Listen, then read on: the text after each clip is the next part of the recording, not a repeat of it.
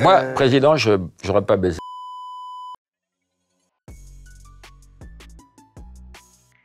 Moi, président, je remplacerai l'hymne national par... Ah, alors c'est marrant. Je le remplacerai avec mes paroles, parce que moi, j'ai écrit, je déteste les paroles de la Marseillaise, et j'ai écrit des nouvelles paroles que j'ai balancées sur Twitter et tout. Et j'ai vu à quel point c'était touchy, même chez les jeunes. Hein. Y a un truc en France, c'est sacré. Alors je trouve que les textes et les paroles sont belliqueuses et d'un autre siècle et qui correspondent plus du tout à la civilisation en 1501 pur et tout. Donc j'avais écrit, retrouvé ça sur mes tweets, ou peut-être j'avais proposé ça. Il y a des gens, pour eux, faut pas toucher à la Marseillaise. Moi, président, je ferai en sorte que la chasse... Sont interdites le dimanche. Ça s'est pas passé. Que les chasseurs n'aient pas le droit d'approcher les maisons à moins de 500 mètres. Parce que c'est 150 mètres. Moi, j'ai déjà habité à la campagne. Les mecs, ils respectent pas les 150 mètres. J'interdirais toutes les chasses sur des espèces protégées. Dieu sait s'il y en a beaucoup, des espèces en danger. Parce que Macron lèche le cul des chasseurs. C'est un lobby, il y a plus d'1 million de chasseurs. C'est le plus gros pays de chasseurs au monde, la France. 1 400 000, je crois. Et il se planque derrière la ruralité. Il y a 1 million de chasseurs, mais il y a 14 millions de ruraux. Et la majorité des gens qui habitent à la campagne sont contre la chasse. Il faut savoir, là je suis parti. Les chasseurs se vident les douilles, petite contrepétrie, mais ils ne ramassent pas les douilles.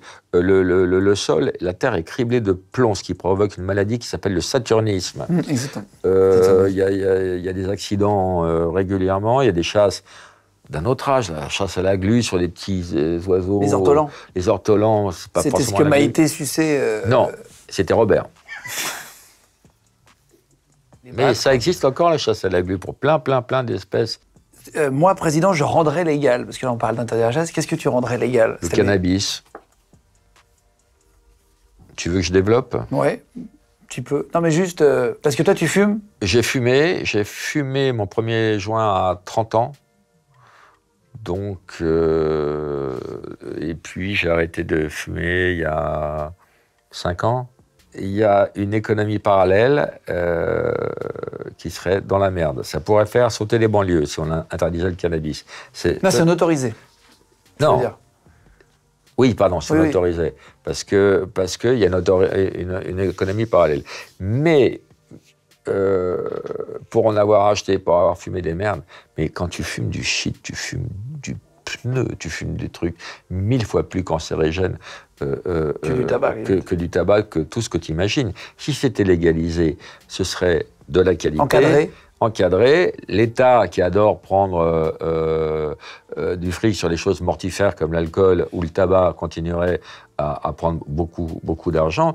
Et les gamins qui fument à 15 ans, ça déclenche beaucoup. Moi, j'ai au moins 3 ou 4 amis qui ont un gamin qui est resté planté par avoir fumé un pétard. Il y a des gamins qui se défoncent et qui ne reviennent pas, comme c'est arrivé avec des gens qui sont perchés avec du LSD. Je ne fais pas l'apologie de la drogue douce, du tout.